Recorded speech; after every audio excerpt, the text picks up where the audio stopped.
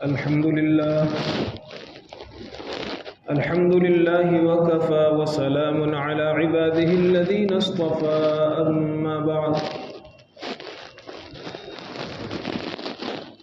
قال الله تبارك وتعالى في القرآن المجيد والفرقان الحميد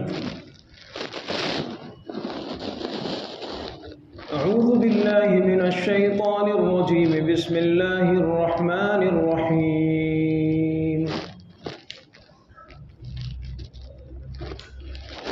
لقد كان لكم في رسول الله أسوة حسنة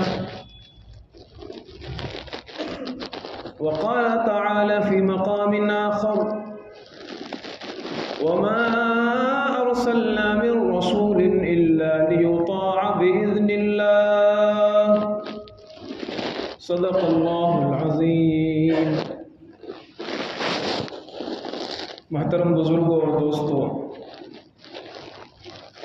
پچھلے جمعہ میں نے عرض کیا تھا کہ اللہ تبارک و تعالی نے اس کائنات پر، انسانوں پر، اس دنیا میں بسنے والے لوگوں پر دو بڑے عظیم احسان فرمائے. صرف مسلمانوں پر نہیں، ساری انسانیت پر. ایک تو اللہ نے قرآن عطا فرمایا، اور دوسرے اللہ تبارک و تعالی نے صاحب قرآن یعنی محمد الرسول اللہ صلی اللہ علیہ وسلم کی ذات عطا فرمائی. قرآن کے تعلق سے پچھلے جمعہ میں نے چند باتیں آپ حضرات کے سامنے عرض کی تھی. آج انشاءاللہ دوسری عظیم نعمت صاحب قرآن کے تعلق سے مجھے چند باتیں عرض کرنی ہیں. اللہ کے نبی صلی اللہ علیہ وسلم کتنی عظیم نعمت ہیں، کتنی بڑی نعمت ہیں. صرف مسلمانوں کے لیے نہیں، بار بار میں یہ جملہ استعمال کر رہا ہوں، اس پوری کائنات کے لیے آپ کا وجود کتنی عظیم نعمت ہے ایک بات سے اندازہ ہوگا. قرآن پاک میں پارہ نمبر 9 سورہ انفال، اس میں ایک مرتبہ کفار مکہ کا ایک بات قرآن نے ذکر کی. کفار مکہ نے چیلنج کیا، وَإِذْ قَالُوا اللَّهُمَّ إِنْ كَانَ هَذَا هُوَ الْحَقَّ مِنْ عِنْدِكَ فَأَمْطِرْ عَلَيْنَا حِجَارَةً مِنَ السَّمَاءِ أَوْ ائْتِنَا بِعَذَابٍ أَلِيمٍ.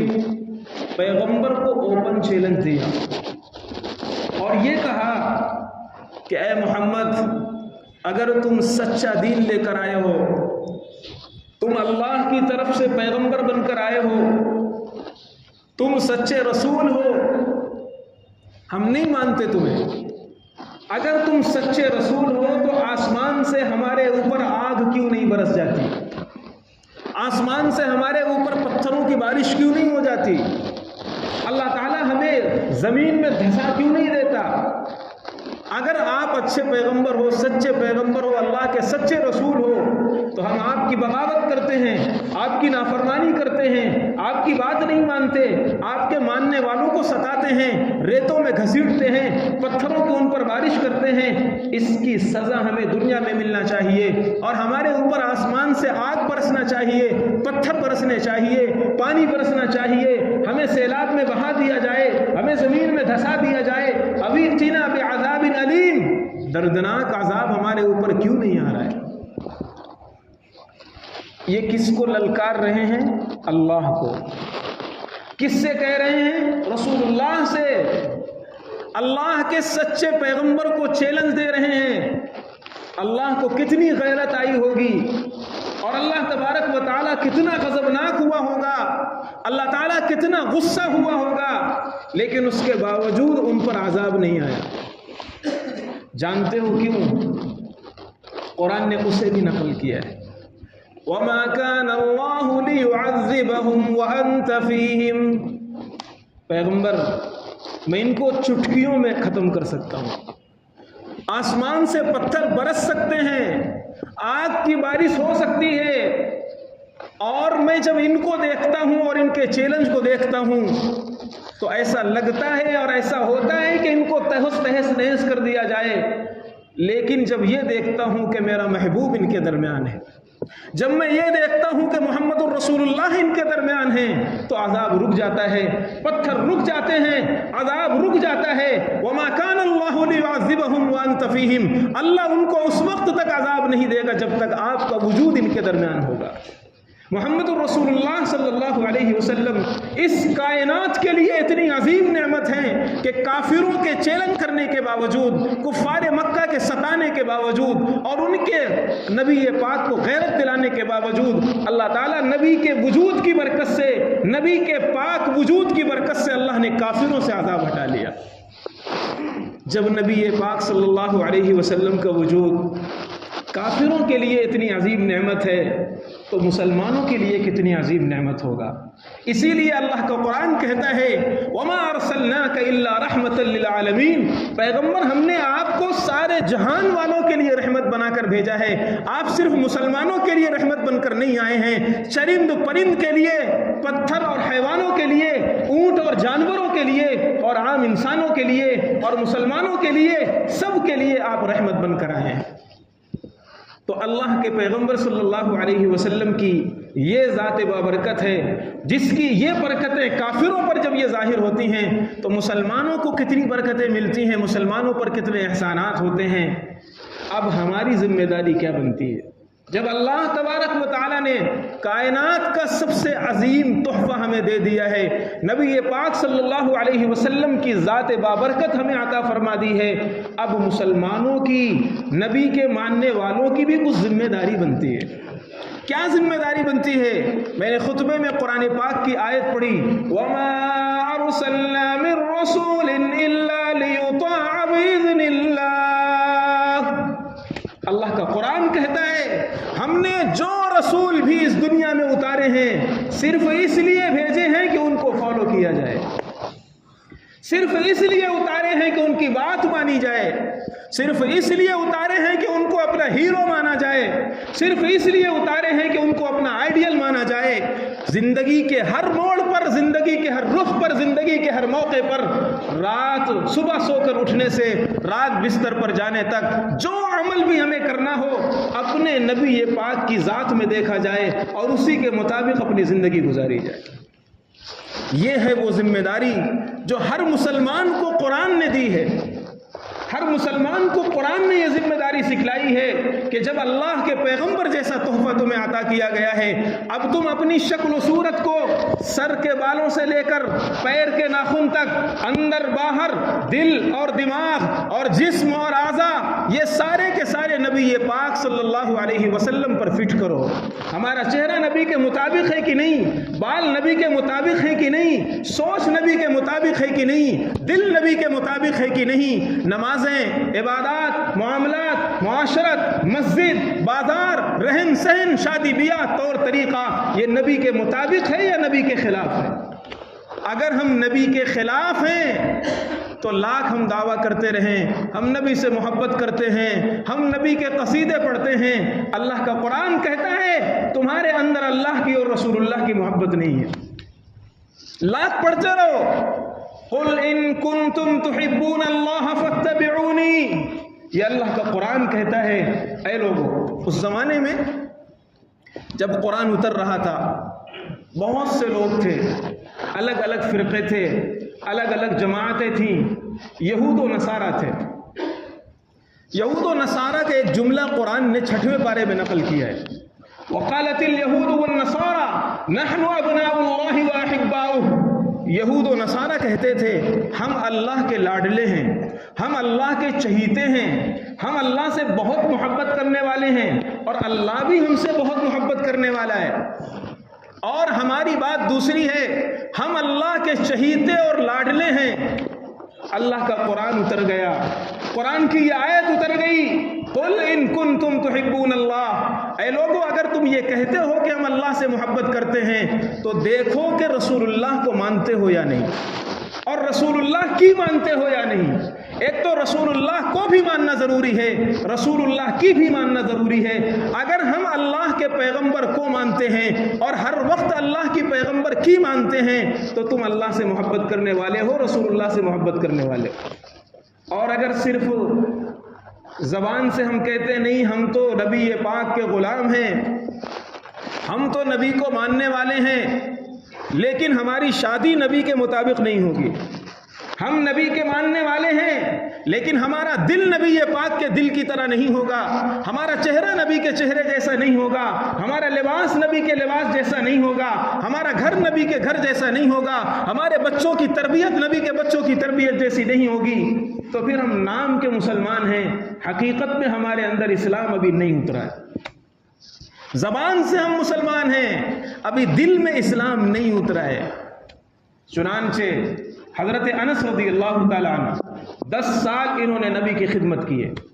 10 سال یہ جب آئے تھے، ان کی والدہ لے کر آئی تھی تو ان کی عمر تھی 10 سال، بعض روایتوں میں 8 سال بھی لکھا ہوا ہے۔ 10 سال کی عمر تھی اور یہ 10 سال نبی پاک صلی اللہ علیہ وسلم کی صحبت میں رہے، خدمت کرتے رہے، اور خدمت کے لیے ہی ان کی والدہ لے کر آئی تھی۔ 10 سال کی عمر میں جو بچہ خدمت کے لیے آیا ہوگا، کیا بہت وہ غلطیاں نہیں کرتا ہوگا؟ جیسے عام بچے کرتے ہیں۔ اللہ کے پیغمبر صلی اللہ علیہ وسلم نے کسی کام سے بھیجا ان کو، جاؤ وہ کام کر کے آؤ۔ راستے میں کھیل ہو رہا تھا، کچھ حبشی لوگ تھے، وہ نیزہ کا کھیل دکھا رہے تھے، لکڑی کا کھیل کھیل رہے تھے۔ اللہ کے پیغمبر صلی اللہ علیہ وسلم نے ان کو کام کے لیے بھیجا تھا، یہ کھیل دیکھنے لگے۔ جیسے ہوتا ہے ہمارے گھروں میں، بچوں کو بھیجا گیا، بچہ کہیں ادھر لگ گیا ادھر لگ گیا، ماں باپ نے کیا کہا تھا بھول گئے۔ بہت دیر ہو گئی، نبی پاک صلی اللہ علیہ وسلم انتظار کر رہے ہیں۔ حضرت انس رضی اللہ تعالیٰ عنہ جب کھیل دیکھ کر فارغ ہو گئے تو ان کو یاد آیا، اوہو نبی نے مجھے کسی کام کے لیے بھیجا تھا۔ بہرحال وہ گئے اور کام کر کے آئے۔ انہوں نے کہا اللہ کے پیغمبر صلی اللہ علیہ وسلم کے بارے میں جملہ ارشاد فرمایا کہ میرے ماں باپ نبی پاک پر قربان ہو، ماں قہرنی ولا شتمنی، پیغمبر نے پورے 10 سال کے عرصے میں مجھے ایک مرتبہ بھی سخت سست نہیں کہا، مارنا تو چھوڑ دیجئے۔ غلطیاں کر رہا ہے، بچہ ہے، غلطیاں کرے گا، خدمت کے لیے اس کی ماں نے نبی کے پاس رکھا ہے، لیکن 10 سال کے پورے عرصے میں ایک مرتبہ بھی پیغمبر نے غلط زبان نہیں استعمال فرمایا، نہ گالیاں بکی، نہ الٹا سیدھا کہا، نہ سخت سست کہا، نہ مارا، نہ دھمکایا، نہ ڈرایا۔ ہمارا کوئی دن ایسا نہیں گزرتا ہوگا جب ہم اپنے بچوں کو زبان کا زہر نہ دیتے ہوں۔ کوئی دن ہمارے گھر میں ایسا نہیں گزرتا ہوگا جب ہم اپنے بچوں کو ڈانٹتے نہ ہوں۔ بعض ماں باپ تو گالیاں دیتے ہیں، اپنے بچوں کو گالیاں بکتے ہیں، اور پھر یہ ماں باپ جب کمزور ہو جاتے ہیں، بچے جوان ہوتے ہیں، پھر یہ جب ماں باپ کو گالی ریورس کرتے ہیں، اور وہی گالی جو ماں باپ نے جمع کر دی تھی فکس ڈپازٹ کے نام پر بچے کے سینے میں، اور وہ جو ریٹرن ان کو ملتی ہے، پھر کہتے ہیں مفتی صاحب میری اولاد کے لیے دعا کرو، تعویذ لکھ کر دو، وظیفہ بتاؤ۔ یہ وظیفہ نہیں ہے، یہ وہ تمہاری گالیاں ہیں جو تم نے اس بچے کے سینے میں محفوظ کر دی تھی کہ ایک عمر کے بعد میں اس کو لوں گا۔ ہمارا بھاشا کیا ہے، ہماری زبان کیا ہے، ہم اپنے بچوں کی کیسی تربیت کر رہے ہیں؟ اگر بچے کو کھانا کھلانے کے لیے بلاتے ہیں نا تو بھی ڈانٹ کے بلاتے ہیں، ادھر یہ لینگویج، یہ تہذیب، یہ مسلمان کی زبان۔ حضرت انس رضی اللہ تعالیٰ عنہ فرماتے ہیں میں نے پیغمبر کی 10 سال خدمت کی، ماں قہرنی، ایک مرتبہ بھی پیغمبر نے مجھے ڈانٹا نہیں ہے۔ کیا وہ غلطیاں نہیں کرتے؟ میں نے ایک غلطی ان کی بتائی۔ ایسے ہی غلطیاں بچے کرتے ہیں، لیکن اس کا طریقہ یہ ہے کہ بچوں کی غلطیوں کی وجہ سے باپ غلطیاں کرنے لگے تو باپ کیوں بنائے بھائی؟ باپ تو اس لیے تھا کہ یہ سنجیدہ ہے، یہ سمجھدار ہے، یہ بچوں کی تربیت کر کے اسے آگے بڑھائے گا، اس کو صحیح ڈھنگ سے تربیت کرے گا، لیکن یہ باپ خود تربیت کا محتاج ہو گیا ہے۔ اسے نہیں پتا ہے کہ بچے کو کیسے بتانا چاہیے، کیسے سمجھانا چاہیے، نبی پاک صلی اللہ علیہ وسلم کا طریقہ کیا تھا۔ خیر، میں عرض یہ کر رہا تھا کہ ہمیں اپنے آپ کو چیک کرنا چاہیے۔ رسول اللہ صلی اللہ علیہ وسلم کی ذات آئینہ ہے، آئینہ۔ اپنے آپ کو آئینے کے سامنے کھڑا کر دو، چہرے پر اگر داغ ہے آئینہ بتا دے گا، کپڑے پر داغ ہے آئینہ بتا دے گا، اور یہ ایسا آئینہ ہے جو دل کو بھی کیچ کرتا ہے، دل پہ بھی داغ ہوگا، یہ آئینہ آپ کو بتا دے گا۔ میں وہی حدیث سنانے جا رہا ہوں۔ حضرت انس رضی اللہ تعالیٰ عنہ کو ایک مرتبہ آپ نے بلایا اور فرمایا یا بنیا، اے میرے پیارے بچے، اے میرے پیارے بیٹے۔ یہ جملہ استعمال فرمایا شفقت کے لیے، محبت کے لیے، اور فرمایا ان استطاعت، ایک حدیث میں یہ الفاظ ہیں، دوسری حدیث میں الفاظ ہیں ان قدرت ان تصبح وتمسي وليس في قلبك غش لاحد فافعل فان هذا من سنتي۔ ہم یہ سمجھتے ہیں کہ سنت صرف یہ ہے کہ کھانا کھانے سے پہلے ہاتھ دھل لیا جائے، سنت صرف یہ ہے کہ دسترخوان بچھا لیا جائے، سنت صرف یہ ہے کہ لباس پہن لیا جائے۔ نہیں نہیں، سنت کا تعلق سر سے لے کر کے پیر کے ناخن تک، اندر باہر ہر جگہ ہے۔ یہ دل کے اندر بھی سنت ہے۔ اللہ کے پیغمبر صلی اللہ علیہ وسلم نے فرمایا میرے بیٹے، اگر تمہارے بس میں یہ ہو، اگر تم ایسا کر سکو کہ تم صبح اور شام اس طرح کرو، 24 گھنٹے اس طرح گزارو کہ تمہارے سینے میں کسی کی طرف سے کینہ نہ ہو، تمہارا دل ہر شخص سے پاک ہو، تمہارے دل میں کسی کی طرف سے میل نہ ہو، ففعل، ایسا ضرور کرنا، فإن هذا من سنتی، کیونکہ یہ میری اصل سنت ہے، یہ میری اصل سنت ہے۔ اور اس کے آگے آپ نے جو جملہ ارشاد فرمایا وہ بہت اہم جملہ ہے۔ آپ نے فرمایا جو میری سنت کو پکڑتا ہے فقد احبنی ومن احبنی کان معی فی الجنہ، جو میری سنت کا عمل کرنے والا ہوتا ہے وہ سنت پر اس لیے عمل کر رہا ہے کہ اس کے سینے میں محمد الرسول اللہ کی محبت ہے، اس کے سینے میں نبی پاک کی محبت ہے، اور نبی پاک کی محبت جس سینے میں ہوگی وہ سینہ کبھی جہنم میں نہیں جل سکتا، وہ جنت میں جائے گا۔ آج لوگ کہتے ہیں کہ یار ایک سنت پر عمل کرنے سے کیا ہوگا، صرف ہاتھ دھل لینے سے کیا فائدہ، دسترخوان بچھا لینے سے کیا فائدہ، ایسا کپڑا پہن لینے سے کیا فائدہ۔ نہیں، یہ فائدہ ہے جو محمد الرسول اللہ صلی اللہ علیہ وسلم نے بتلایا ہے کہ یہ جو ہاتھ دھل رہا ہے، بچوں کو اسلامی طرز پر مسنون طریقے پر کھانا کھلا رہا ہے، لباس پہنا رہا ہے، یہ اس لیے کہ اس کے سینے میں نبی کی محبت ہے۔ اور پیغمبر نے ارشاد فرمایا جس کے سینے میں نبی کی محبت ہو وہ سینہ جہنم میں نہیں جائے گا، وہ سینہ جنت میں جائے گا۔ اس لیے بزرگوں اور دوستوں، اللہ کا قرآن کہتا ہے لَقَدْ كَانَ لَكُمْ فِي رَسُولِ اللَّهِ أُسْوَةٌ حَسَنَةٌ، تمہارے لیے تمہارا پیغمبر بیسٹ آئیڈیل، تمہارے لیے تمہارا پیغمبر سب سے بہترین نمونہ ہے۔ اے نوجوانوں، میں آپ سے کہتا ہوں اگر تم کسی ہیرو کے فین ہو، اگر تم کسی ایکٹر کے فین ہو اور اس کے بال کی نقل کرتے ہوئے اپنے بال اس کے مطابق بنا لیتے ہو، اگر اس نے پھٹی ہوئی جینس پہن لیا تو تم نے فین ہونے کے ناطے اپنے جینس کو پھاڑ کر ویسا فیشن اختیار کر لیا، اگر اس نے بے ڈھنگے بال رکھ لیے تو تم نے اپنے سر کے بے ڈھنگے بال بنا لیے، اگر وہ کسی بھی فیشن کو اختیار کرتا ہے تم اسی فیشن پر آ جاتے ہو، اس لیے کہ تم اس ہیرو کے فین ہو۔ اگر تمہیں فین بننا ہے تو جو کائنات کا ہیرو ہے محمد الرسول اللہ صلی اللہ علیہ وسلم، اس کے فین بنو۔ اگر تمہیں فین بننا ہے، اگر تمہیں نقل اتارنا ہے، اگر کسی کو آئیڈیل ماننا ہے، اگر کسی کے مطابق بال رکھنا ہے، کسی کے مطابق کپڑے پہننا ہے، تو سب سے بہترین لباس وہ ہے جو رسول اللہ نے سکھایا، سب سے بہترین نمونہ وہ ہے جو نبی پاک نے بتلایا۔ ادھر ادھر کیوں دیکھتے ہو؟ حضرت ابو دردہ رضی اللہ تعالیٰ عنہ صحابی رسول ہیں۔ ابو داؤد شریف شروع کے اندر یہ حدیث موجود ہے۔ حضرت ابو دردہ رضی اللہ تعالیٰ عنہ سے ایک یہودی کہنے لگا، اور وہ مذاق اڑا رہا تھا نبی کا، وہ کہنے لگا کہ تمہارے نبی تو کیا ہیں، وہ تو بیت الخلاء میں بیٹھنے کا طریقہ بھی بتاتے ہیں۔ یعنی وہ یہ کہنا چاہتا تھا کہ تمہارے نبی کوئی بڑے آدمی نہیں ہیں، اس لیے کہ جو بڑا آدمی ہوتا ہے وہ چھوٹی چھوٹی باتیں نہیں بتاتا۔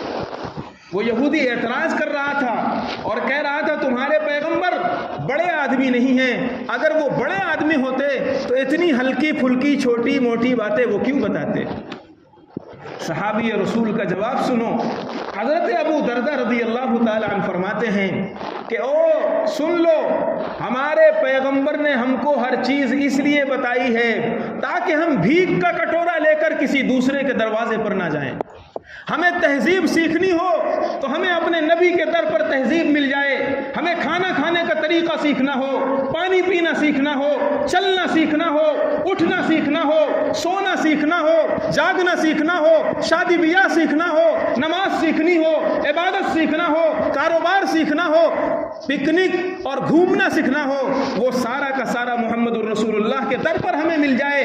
ہمیں کچھ سیکھنے کے لیے کسی اور یونیورسٹی جانے کی ضرورت نہیں، ہمیں کچھ سیکھنے کے لیے کسی اور در کا دروازہ کھٹکھٹانے کی ضرورت نہیں۔ اس لیے ہمارے پیغمبر نے چھوٹی سی چھوٹی چیز لے کر بڑی سی بڑی چیز بتا دی ہے۔ یہ ہے وہ طریقہ اور یہ ہے وہ چیز جو صحابی کی سوچ ہے۔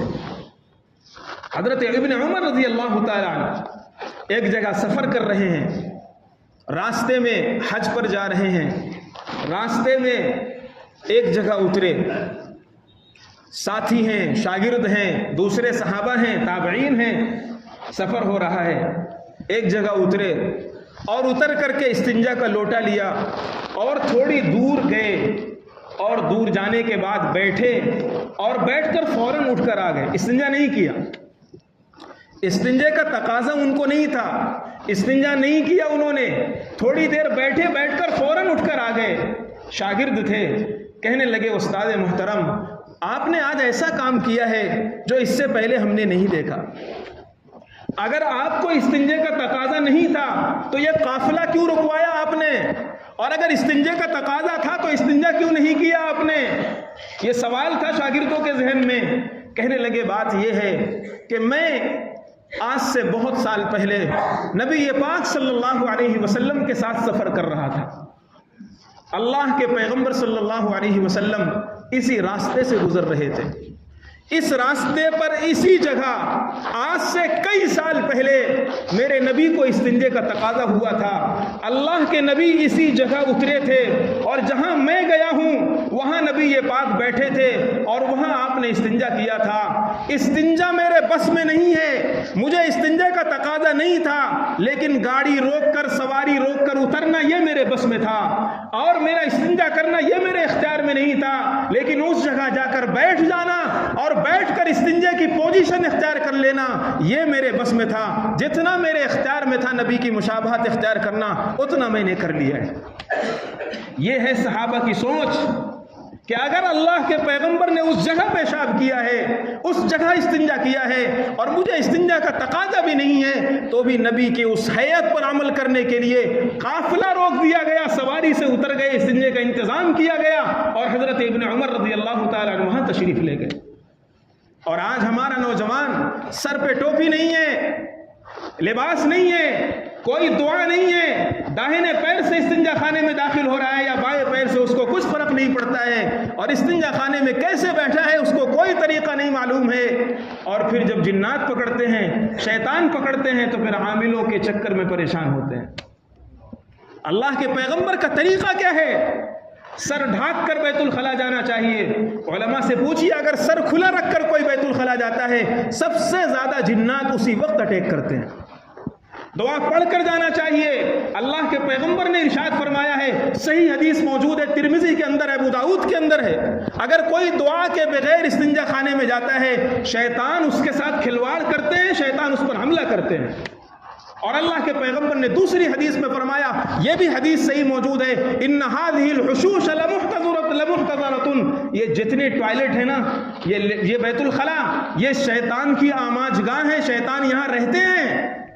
اگر تم دعاؤں کے بغیر جاؤ گے شیطان سے بچ نہیں پاؤ گے۔ پھر رپورٹیں نارمل ہوتی ہیں، علاج چلتا ہے، پریشان ہوتے ہیں، لیکن نبی کی سنت پر عمل کرنے کی توفیق نہیں ہوتی۔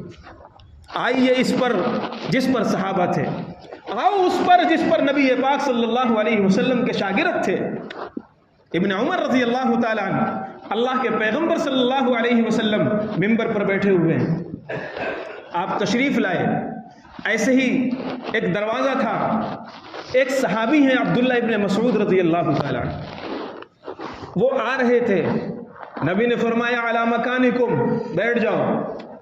حضرت ابن مسعود رضی اللہ تعالی عنہ کے کان میں اس وقت یہ آواز پڑی جب ایک پیر اندر تھا اور ایک پیر باہر تھا۔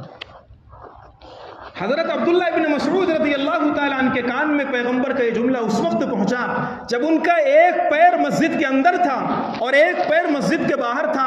انہوں نے یہ بھی گوارا نہیں کیا کہ نبی کا یہ جملہ سننے کے بعد دوسرا قدم اندر بڑھا دے، وہ اسی حالت میں بیٹھ گئے اور پورا بیان نبی کا اسی طرح سنا۔ ایک پیر اندر تھا، ایک پیر باہر تھا، مجلس برخاست ہو گئی۔ اس کے بعد حضرت نبی پاک صلی اللہ علیہ وسلم بیان کر کے نکلے، دیکھا عبداللہ ابن مسعود اس طرح بیٹھے ہیں، ایک پیر اندر ہے ایک پیر باہر ہے۔ ابن مسعود یہ کیا طریقہ ہے، ایسا کیسے بیٹھ گئے؟ کہنے لگے حضرت نبی پاک صلی اللہ علیہ وسلم جس وقت آپ کا جملہ میرے کانوں نے سنا، جس وقت آپ کا جملہ میرے کانوں نے سنا، میرا ایک پیر اندر تھا اور ایک پیر باہر تھا۔ اگر آپ نے فرمایا بیٹھ جاؤ اور میں اس وقت نہ بیٹھتا تو میں سمجھتا ہوں یہ میں اپنے نبی کی مخالفت کر رہا ہوں۔ درد مندوں سے نہ پوچھ کہاں بیٹھ گئے، تیری محفل میں غنیمت ہے جہاں بیٹھ گئے۔ یہ عبداللہ ابن مسعود رضی اللہ تعالی عنہ کا یہ ہے صحابہ کی وہ سوچ اپنے پیغمبر کی سنت پر عمل کرنے کے لیے، اپنے پیغمبر کی بات پر عمل کرنے کے لیے۔ اور آج صورتحال یہ ہے کہ مسلمان اپنے نبی کو بھول گیا ہے، صرف اس نے ایک چند رکعت پڑھ لینے کا نام دینداری رکھ لیا ہے، صرف نماز پڑھ لیا بس اپنے کو دیندار سمجھتا ہے اور اپنے کو مسلمان سمجھتا ہے۔ اس کا کھانا نبی جیسا نہیں، اس کا سونا نبی جیسا نہیں، اس کا کاروبار نبی جیسا نہیں، اس کا اپنے بیوی بچوں کے ساتھ بہوار نبی جیسا نہیں۔ اللہ کے پیغمبر بخاری شریف کی حدیث ہے، خیرکم خیرکم لأہلی وانا خیرکم لأہلی، تم میں سب سے بہتر انسان وہ ہے جو اپنی بیوی کے لیے اچھا ہو، اپنے بچوں کے لیے اچھا ہو۔ باہر والوں کو کٹنگ چائے پلا دینے سے سب خوش اخلاق ہو جاتے ہیں، آئیے چائے پیجئے، مسکرا کر کے باہر والوں سے، میں یہ نہیں کہتا مسکرا کر مت ملو، چائے مت پلاؤ، خوب پلاؤ، اللہ نے حیثیت دی ہے، خرچ کرو، مسکرا کر ملو، اچھے اخلاق کا اظہار کرو، مسلمان کی پہچان ہے اچھے اخلاق۔ نبی پاک نے فرمایا قیامت میں سب سے قریب میرے وہ ہوگا جس کے اچھے اخلاق ہوں گے۔ میں یہ نہیں کہہ رہا، میں یہ کہہ رہا ہوں جس طرح آپ اپنے اچھے اخلاق دوستوں کو دکھاتے ہو، اپنے بوڑھے ماں باپ کو دکھایا کرو۔ بوڑھا ماں باپ ایک بول کے لیے ترس جاتا ہے، بچہ دکان پر چلا گیا، بوڑھے ماں باپ کے پاس بیٹھ کر بات کرنے والا کوئی نہیں ہے۔ بڑھاپے میں بوڑھے ماں باپ کو مال نہیں چاہیے، لال چاہیے، لال۔ اے نوجوانوں سمجھو، اگر ماں باپ تمہارے زندہ ہیں قدر کر لو، صرف فروٹ لا کر کے ماں باپ کو دے دینا یہ ان کی خدمت نہیں ہے۔ اگر آپ کام سے آ رہے ہیں، دھندے سے آ رہے ہیں، 10 منٹ کے لیے اپنے بوڑھے ماں باپ کے پاس بیٹھ جاؤ، ان کا دل پسیج جاتا ہے، وہ چاہتے ہیں کہ میرا بیٹا میرے پاس بیٹھے، اور بیٹے کے پاس دوستوں کے لیے گپ شپ کرنے کے لیے بہت وقت ہے، بوڑھے ماں باپ کا پیر دبانے کے لیے ان کے پاس بیٹھنے کے لیے 5 منٹ نہیں ہے۔ بہت بزی شیڈول ہے مفتی صاحب، بزی رہیے، خدا پوچھے گا کل قیامت میں۔ قیامت کی نشانی بیان کی ہے پیغمبر نے، حدیث موجود ہے، دوستوں کے ساتھ وقت گزارے گا، اپنے ماں باپ کا نافرمان ہوگا۔ جب ایسا زمانہ آ جائے سمجھنا قیامت قریب آ چکی ہے۔ اقاباہو بر صدیقہ، دوستوں کو چائے پلائی جائے گی، ان کے ساتھ گپ شپ کی جائے گی، ان کے ساتھ اخلاق برتے جائیں گے، اور ماں باپ کے لیے گالیاں نکلیں گی، ماں باپ کے پاس بیٹھنا نصیب نہیں ہوگا، ماں باپ کو برا بھلا بولا جائے گا، ان کو ایسے کہ سماج کیا بولے گا، اس کو اگر گھر سے باہر کر دوں گا یا بد اخلاقی کروں گا تو سماج کیا بولے گا۔ اس سماج کے ڈر سے 2 روٹیاں دے دیتا ہے، سماج کے ڈر سے تھوڑا سا کھانا پکڑا دیتا ہے، اس کے پیر دبانے کی، اس کے پاس بیٹھنے کی اور دل سے اس کی خدمت کرنے کی قدر نہیں ہوتی۔ بھول گئے سب ہم، بیویوں سے ہر دم جھگڑے ہیں، ہر دم لڑائی ہے، گھر گھر کی رپورٹ ہم لوگوں کے پاس آتی ہے، ہم لوگ مفتی ہیں سماج کے، بیٹھتے ہیں، اس لیے 100 گھروں میں سے 70 گھر ایسے ہوتے ہیں جن میں ہر دم لڑائی ہے، دل پھٹے ہوئے ہیں، بھائی بھائی کی بن نہیں رہی ہے، باپ بیٹے کی بن نہیں رہی ہے، باپ آتا ہے بیٹا نکل جاتا ہے، ایک دسترخوان پر باپ بیٹوں نے کئی مہینوں سے کھانا نہیں کھایا ہے۔ اجڑ گئے گھر. کیوں؟ ہم نے نبی کی سنت کو گھروں سے نکال دیا ہے.